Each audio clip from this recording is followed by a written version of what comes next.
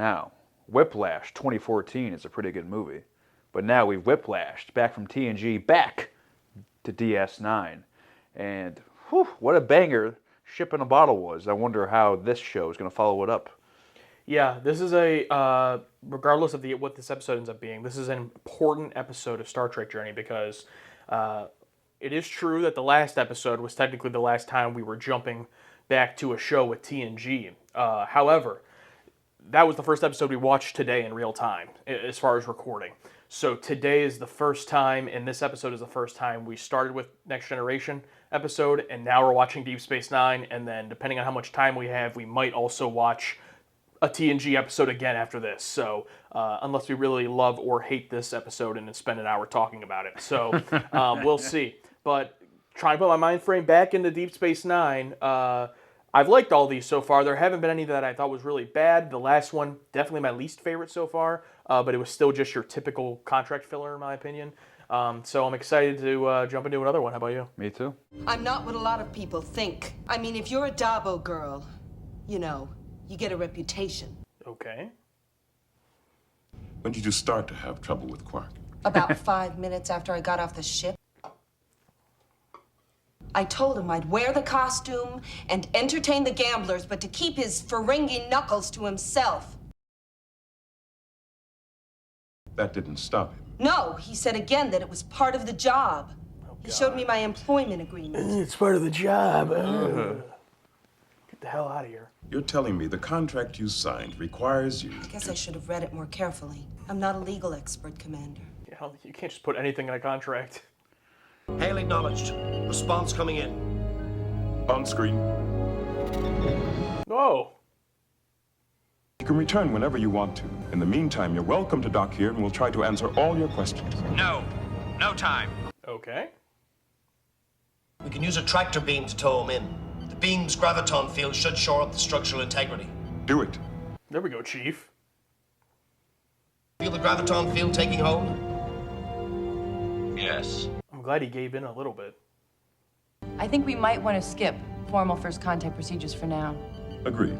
He's not happy about it, but he compromised. Yeah. Why don't you meet him by yourself at the airlock, Mr. O'Brien? You might find that a little less intimidating. Aye, sir. But why was he chasing the patrol ship? What was his plan? Find out what he's so nervous about. Aye, sir. Yeah, interesting. Okay. He's up to no good. Love that makeup. Like full body. Yeah. All right, let's see what you got. Sure you didn't beam this fellow out when I wasn't looking? Negative. He's not in here. Sensors say he's still on board, Chief. Oh my God, is he on the roof? Or the ceiling? Friend, if you're in here, Oh, it's Chameleon. you've got nothing to worry about from me. Understand?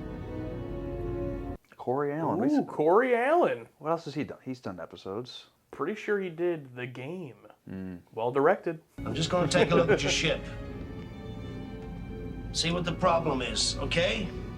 I think you're probably right about Chameleon. It's a good call. Is this some sort of plasma injector? Okay, then Oh, there you go. Yep.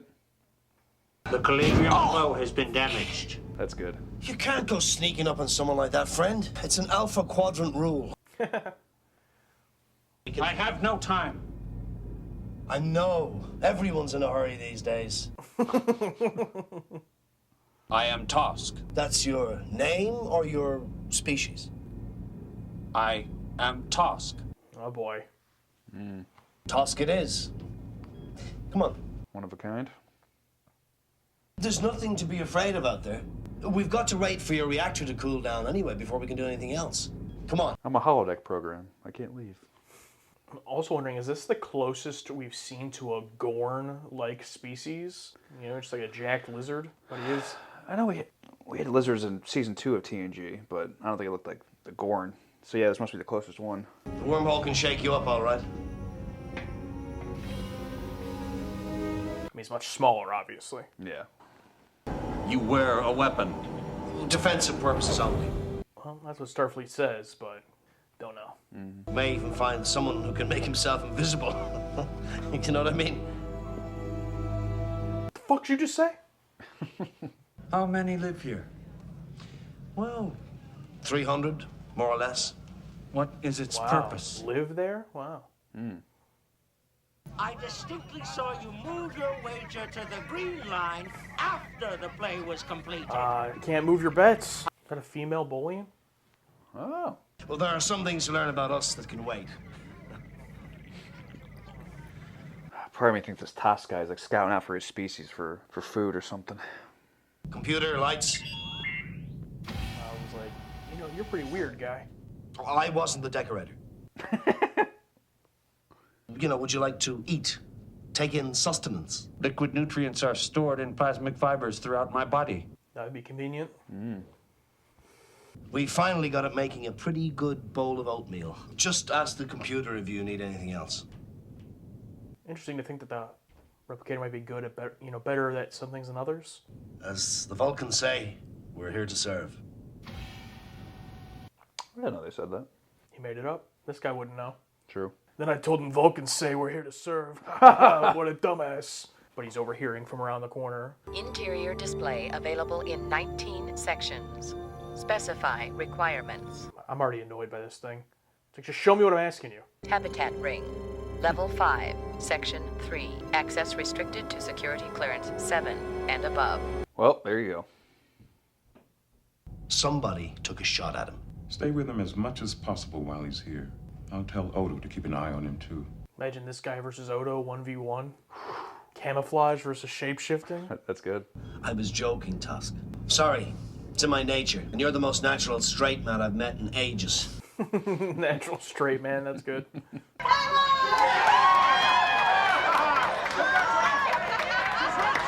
Oh, so is Dabo the game? Like Uno. Yeah, I'm sure it's similar. You sleep a full third of your rotation. Yeah, you rest sucks. and relax while you are awake. And it's still not enough. Uh-huh. Hey, barkeep.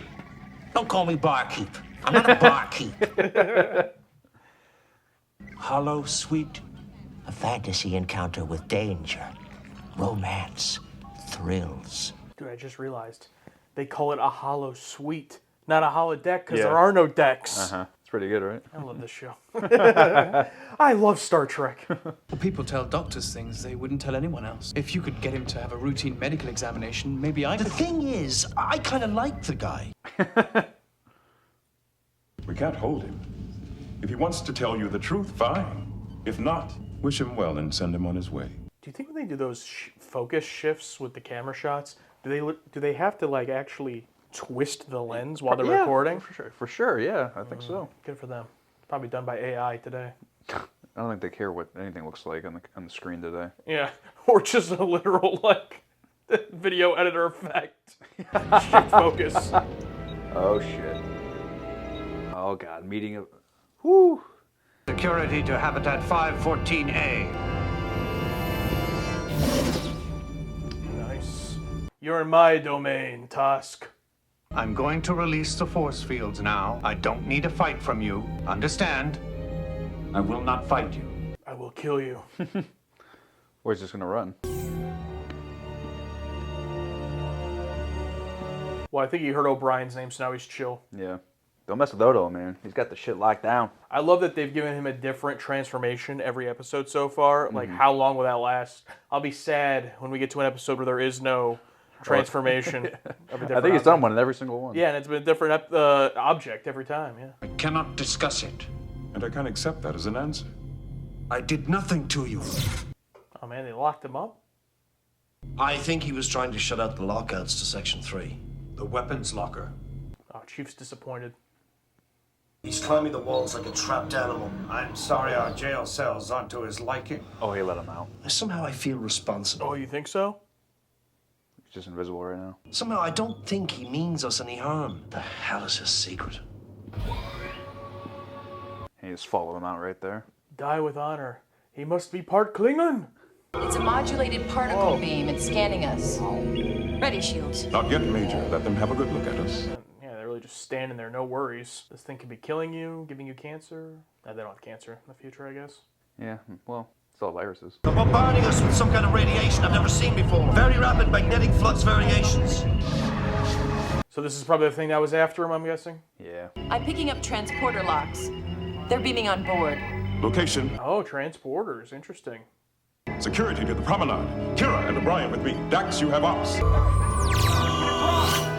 Oh, what? Oh, not what I expected. I was expecting, yeah, more of More of Tosk? Yeah. That's what I was thinking too. These fucking guys, yeah. Look at this. Space phasers. We are from Canada. Where's Tosk? I'm commander of the station. Put down your weapons. Oh! Oh no, you should turn into Bullet Bill from Super Mario. Bullet Bill. It's that Tusk they're after. Maybe they have a right to him.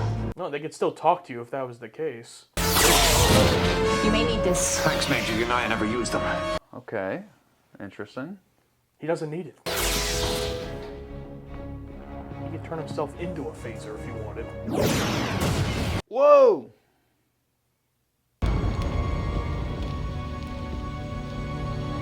That's gonna take a while to fix. Yeah, Chief's gonna be working on that for weeks. He has no staff to help him. Just want someone to rip the mask off. I want to see what they look like. Pure wiring on the inside.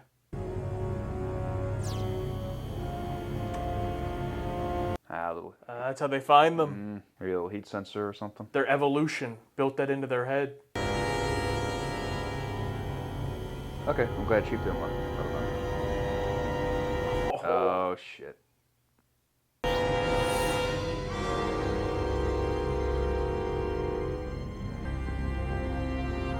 Good camera work there from Corey Allen, but it is funny to think, like, once he sees his hand, Tosk is thinking, I have to wait until he sees my eyes. Tosk alive.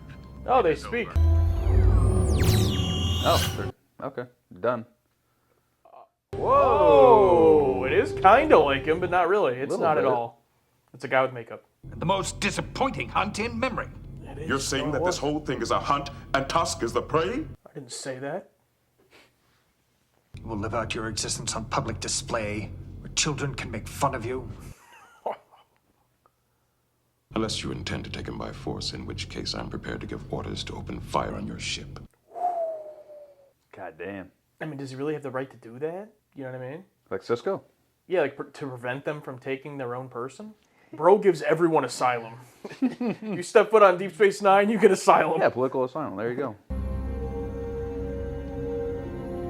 You lied to me, Toss. You're my friend. You could have told me it was a hunt. Probably against the rules to tell anybody. Centuries ago, people in my world engaged in blood sports. But even they wouldn't consider hunting a sentient being. Sentient only because we have made him sentient. Throwing shade at hunting there. In the future, passage through the anomaly will be considered out of bounds for the hunt. Now you will arrange for release of the Tusk. So, and he truly doesn't have a name. He's just the Tusk. Mm-hmm. That explains a lot. Under the Prime Directive, we have no right to interfere. What if Tosk were to request asylum? Say that again? He said Cisco's favorite word. Asylum. All life is protected here. I cannot hide here behind the protection of your Federation. It is against everything I believe. That's all he knows. But I will not deny my existence as Tusk. Thank you, O'Brien. But I cannot request asylum. It's pretty good. It's pretty good. It's pretty good. Beautiful score as well during that whole thing. More trouble with the little woman. What's that supposed to mean? Nothing. Nothing. I just thought you might want to talk. There is nothing wrong between my wife and I. Don't call his wife that. I sure as hell wouldn't want to talk to some barkeep about it. Fine. You're right. I'm aggravated. I am a keen observer of behavior. You want to talk about it? No. Of course, I suppose if the Ferengi don't like the rules, they just change them. Well, rules. Rules are always subject to interpretation. Of course! Change the rules. Why didn't I think of that? Thanks, barkeep. So, what's bothering you today? Computer, access the power grid to security checkpoint 4 in the promenade. It made me think, did Chief and Guinan ever have a conversation? I don't think so. I'll escort the prisoner to the transporter station. This is a security matter. This is a Starfleet matter. Orders from Cisco. Oh, had to pull out the Starfleet on him. The least we can do is give you an official escort off the station. Very well. Calm down, Constable. What are you talking about? I'm talking about you ordering O'Brien to escort Tosk off the station. I didn't give him any orders at all. Cisco to O'Brien. Mr. O'Brien, report to ops immediately. Okay, I thought he took it off as like some part of a plan that he had, but it was really just to not hear Cisco. Yeah.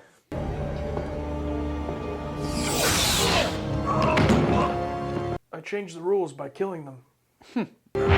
Oh, there we Glass go. jaw. Now I know why you wear a helmet. Badass. Bro is shamed. The hunt has resumed. Come on, the ship's ready. There's no rule that says a dog can't play basketball.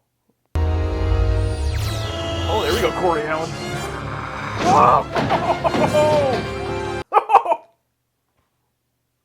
I'll seal off the adjoining corridors. They won't get far. Constable, there's no hurry. Cisco knows what he's up to. Mm-hmm. And he gets it too. Okay.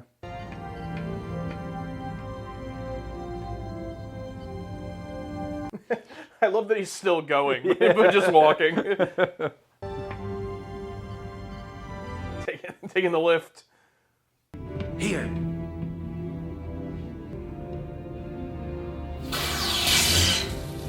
Damn.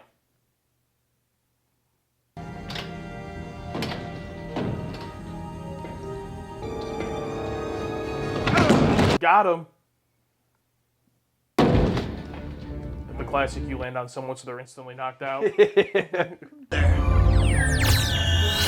is mine. These guys don't mess around.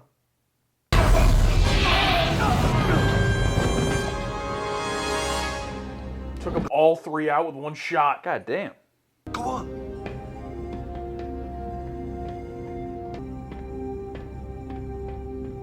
Thought his eye was gonna open. Yeah, me too, yeah. That would have been pretty badass, actually. One day as a task is enough for me. And I've got a wife and kid that wouldn't fit too well into this lifestyle. Yeah, okay, you can leave. I gotta go. Hell, those guys wanted a hunt. I just gave them one. I just love his smile so much. Die with honor, O'Brien.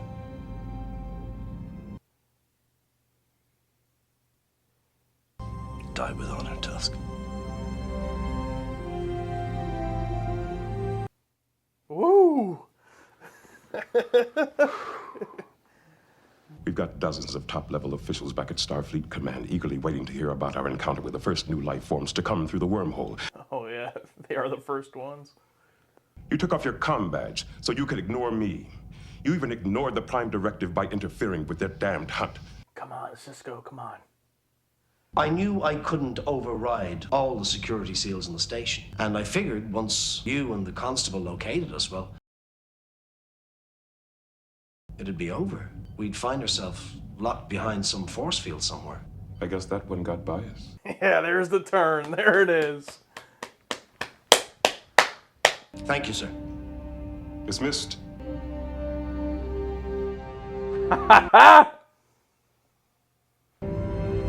Nice. Let's fucking go. All right, we just watched Captive Pursuit, and now it's time to talk about it, but we're going to start off with the whiteboards. As for me, I have one thing to say. This is sci-fi. Capital S. Oh, there we go. Well, I'm glad you said that, because I said DS9. All right. We can never do that again. We did it. We did it. I should have said a welcome to DS9. but yeah, that's good. It was going to be done eventually. But we will be able to reuse it for DS9 eventually. Hopefully not, but... Oh, it took me a second. Like, what do you mean? Oh, like, yeah, the bad episode. Well, I'm going to take off my comm badge for this one so I can talk. It was upside down, Jesus.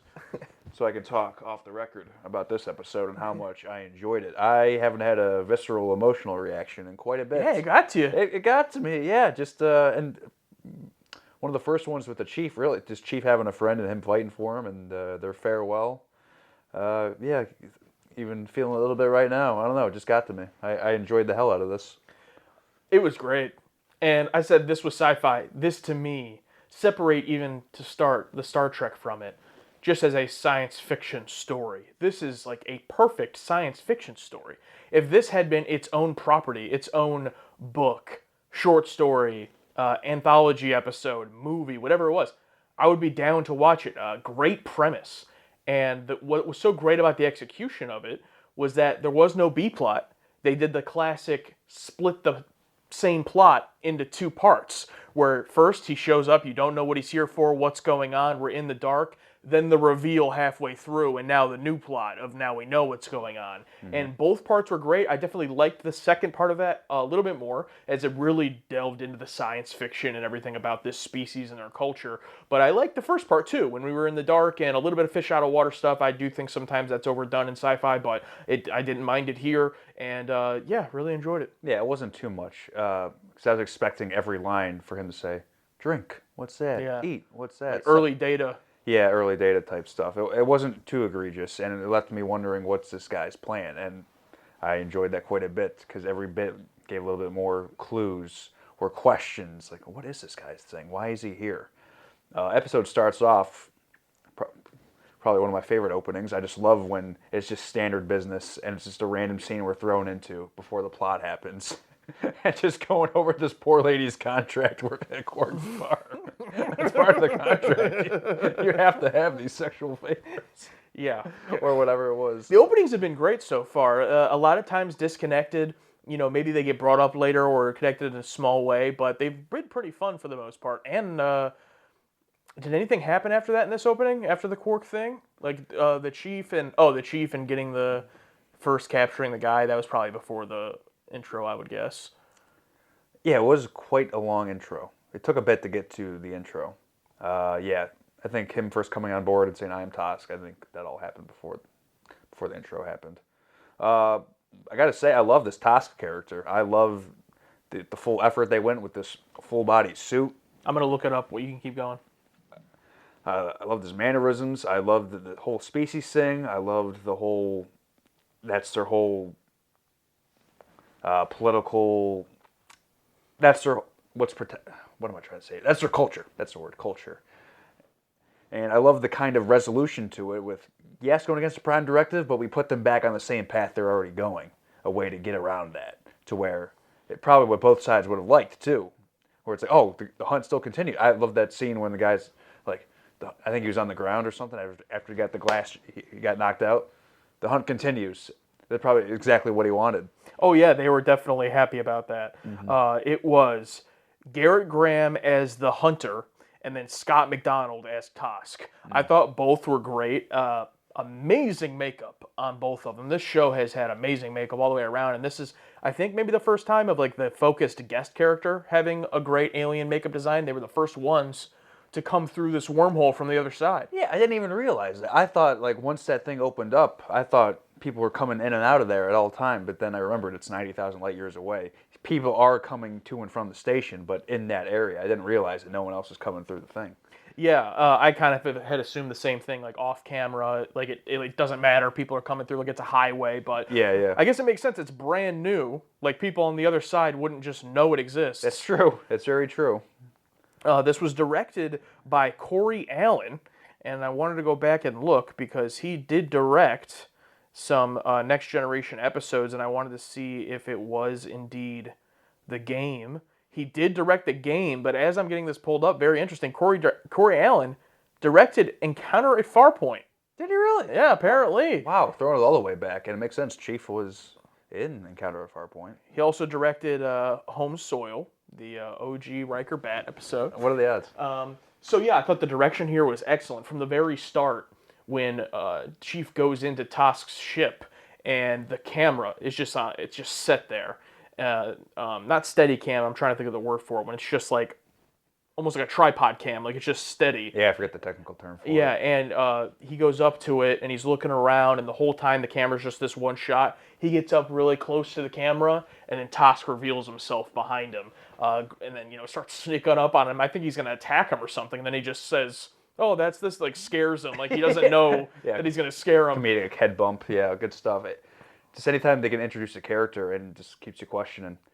Because I thought, oh, and first I'm thinking, why would they send Chief there by himself? He could get killed. But, because what if the thing just killed him? Yeah, that is very interesting, yeah. And he's like, because they're like, we should skip the pleasantries, and he's like, oh, go meet him by the airlock. And I was also thinking, like, that's a dangerous place.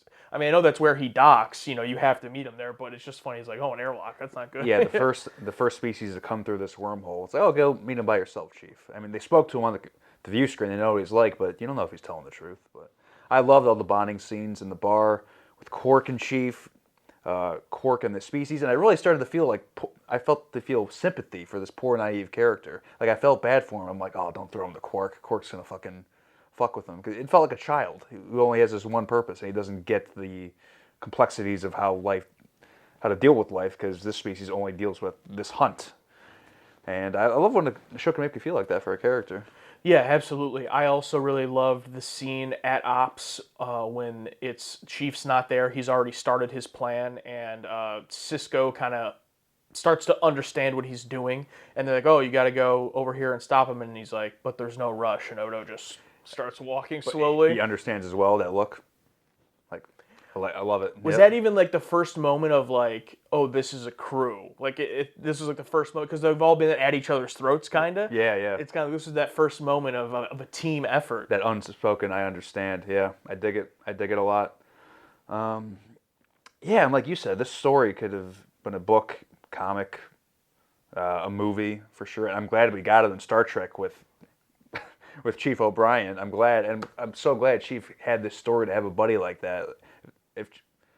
Now we know we can have we already knew, but hopefully we can have like more and more of these Chief-centered episodes with whatever the problem is, because he can carry. Yeah, he was amazing, and this was the enemy, or his Darmok. This was his moment with an alien species, and it was excellent. And I love. You mentioned Quark. I love at the beginning, he calls him Barkeep, and he's like, don't call me Barkeep, and then he continues to call him Barkeep the whole time. The entire time. Yeah, I wonder if that'll continue on throughout the show. And I love how he's like, oh, I'm not talking to you about it. If I was, I wouldn't go to a Barkeep, but then immediately takes his advice about changing the rules. And he's like, oh, thanks, Barkeep. So great fun stuff there. And then I also do want to talk about the ending with Sisko. We can talk about obviously the last scene with Chief and Tosk, but with Sisko specifically, I found it very interesting that the way it was done, he's serious and stern, and it wasn't him that let the guard down. And I felt like this was the first time I could tell a difference between him and Picard. Is Picard, I feel like, would yell at you and like say all this stuff to you, and then as you're leaving the room, like if it was Chief in that example in TNG, he'd be like, but Miles, good job. Like giving, like he would give him that ending reassurance. But Sisko wasn't going to do that. It was Chief who had to stop and come back to him, right. Yeah, and be like, oh, what about this? And he's like, and he didn't break, to Miles. Miles gets it, but he just says, we must have missed it. Like, he doesn't break and show him. It's after he leaves, and then he turns and smiles. I think he gave him not a literal wink, but a little wink. Must have missed it, like a little, because I think Chief even realizes right there. Mm-hmm. Okay, and then he leaves. Thank you, because he says thank you, sir, and then leaves. But then I love that we get the turn and we get to see him, crack and smile. Like, okay, this guy plays. Yeah, that was excellent. Obviously, the other half of the cast, a little bit sidelined here. They have lines and stuff, but like we said before, it's going to happen. Yeah, it's you don't need it. It's like when you have an amazing TNG episode and like Data's on the sidelines. It's like it happens. It's fine. Glad they were all still there. No one's been oddly excluded from an episode, I don't think, yet. No, not at all. In fact, I even think the Doctor had not a funny moment, but people tell the Doctor things they wouldn't tell anyone else. It's like, no, they don't. Yeah. No, they don't. They tell the bartender. Yeah. Michael Piller, I think, was part of the script and the story and the teleplay. And he's a showrunner, right? One of the showrunners. Yeah, and it was created by Rick Berman and Michael Piller. And this was a little bit of a wall of writers. It wasn't one person. Now, let's see. I think some of them were doubled up though, like same person for. Yeah, so we had Jill Donner teleplay as Jill Sherman Donner. And then there was Michael Piller, also on the teleplay. Okay, no, that's it. It was Michael Piller and Jill Donner. So both credited with the teleplay. Jill Donner was the one credited with the story. Okay, that's it, yeah. So, yeah, What you want to talk about that Tosk moment at the end with the Chief? That got to you? Yeah, and even before that, just Chief wanting the fight for this guy. I don't know, just I love maybe it took me back to a little bit of Enemy Mine, a little bit, which makes me want to see a movie with Colm Meaney being in a Enemy Mine type situation. But no, I just love the bond you can form with someone you never met, and just the belief that I want to help this person. That basic humanity of trying to be a good person and help this person out, because after a short bond like that, I don't know, it just feels very raw, human, emotional, and they had that nice moment together, like not overly done, but just speaking on Tosk's terms, like die with honor, like very similar to Picard throwing up the Vulcan hands. So, I don't know, it got to me. It's great. No, it's great. Yeah. I mean, it's nice that this early on in the show we have this quality of an episode. Yes. If an episode like this happened in season 1 of TNG, like early on, I'd be like, holy shit. Yeah, but I mean, the closest thing I can remember, as far as one I really loved in season 1, was Conspiracy, which was right before the finale. Like, it took a long time, and we did praise it along the way, just like we have been with this show. Like, everything up to this point, I've liked to varying degrees, but this was the first, like, I'm not gonna go too far, but for me, it was the first, like, heavy hitter. Heavy hitter is a great way. Yeah, that's a great way to put it. The first heavy hitter, and the first I'll be shocked if it's not on the list at the end of the season. But who knows? Yeah, this is the equivalent of what The Big Goodbye felt to me in season 1. That's the equivalent. Yeah. So there might be better ones to come. I don't know, but right now this aimed me right up. Mordock_Vape Lord. I miss Mordock. If I'm not mistaken, this episode won an award of some kind for makeup design. I distinctly remember seeing Tosk as a kid and thinking, wow, DS9 looks better than TNG. I already said that a couple episodes ago, I think. For some reason, yes, it does. But that aside, yeah, if this won an award for makeup design, they definitely deserved it. Oh, absolutely. Daytime Emmy, probably. Oh, I got to read this one from Ian Myers. The Bimmy Rolf alien who has no time. Love this one. No time. Evan Guthrie says, definitely one of the best of the season. O'Brien once again cements himself as the best character in all of Trek, and it feels good when a character is rewarded for doing something good. What was his reward? Not getting fired. Okay, yeah, fair, I guess. This one's from Sixto. You know how everyone is always saying DS9 is darker? Yeah, I really love Cisco here, and I know I already said this, but why is everyone just acting their asses off on a season 1? Like, as if they're not supposed to try. We don't try that hard this early. But I agree, especially main cast, but the guest characters. I mean, the Tosk, was great. Yeah, I think all our guest characters have been great so far. I thought the guy, the Bajoran guy in episode 3, he was fine. But yeah, they've mostly been pretty great. Here is one defector. Shane says, I think this one is a miss. It's too bad, too, because as the first episode that focuses on O'Brien, I think it's sort of odd for his character. It doesn't make sense to me as to why they gave the story to O'Brien.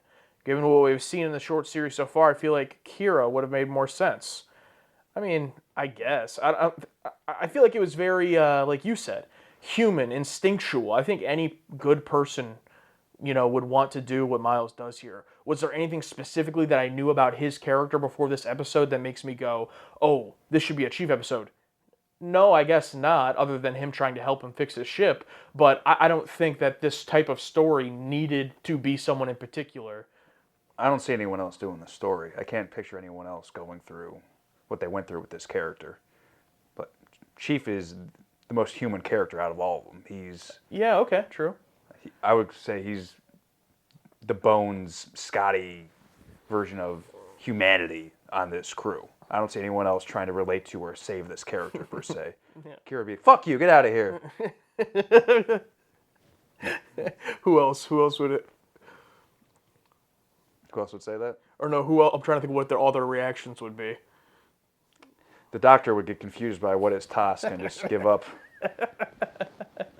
Dax, she might be empathetic, but She might be able to, but she wouldn't go through the effort. Quark would just try to convince him to drink something even though he doesn't need it. Odo would just be, what are you doing here? Yeah. What are you doing? I feel like maybe Odo would help, but almost like his stubbornness, it would be too late. Like by the time he realizes, maybe. Maybe, yeah. Patrick Henry, the guest stars, made this rather slow-moving episode so much more enjoyable to me. Memory Alpha, Captive Pursuit is Colomini's favorite episode from the first season. Hey, okay, cool. I'd hope so. It's all you. Yeah, yeah. Let's see. Scott McDonald, who played Tosk, was tremendous. He gave a great performance. We had a lot of fun doing it. We were on the edge there. We were interfering with these people, their philosophy, their society. At the same time, what was happening there wasn't fair. It was a classic Star Trek story. Yeah, I mean, Tosk at the beginning, he didn't ask for help. He's like, no, don't help. I just, I got to get going here. And they're like, you're going to blow up. Just calm down. We'll get you. And then even when they tell him to request asylum, he turns it down. Yeah. Yeah, it's stuck by his culture and everything. And great example here. This is a great example of like coming to terms with understanding someone else's culture. It is a downer. It is sad, but it's not in the way that we've seen so many times where it's like, but this is terrible. It's like, well, that's them. It's like there is a piece of that here, but we're not seeing it from the hunter's perspective. We're seeing it from Tosk, him being the one to accept it. A little bit similar to Klingons wanting to die in battle. A little bit similar to that. He did. He gets to live another day. He has another chance. I thought they were going to go super downer ending and just have it end with them taking him in captivity. When it showed them like sitting there and they had that emotional scene with O'Brien and him, and it like cut the black for a second. I'm like, is that how it's going to end? But no, we had a better downer. I don't consider this a downer ending at all. That's what he wanted. I mean, is it kind of fucked up that they've been bred from birth to go into this, I guess? But it's all they've known. It's their culture. Yeah. This isn't the time for the Kirk, I'm going to change everything about this planet speech. Yeah, 100%. And speaking of favorites, we can end on this one. Tyrannus fan, this was a favorite of mine early on, but it pales compared to later episodes this season. This season? Oh, boy. So we'll see if that is the case, but I really loved this one. Me too.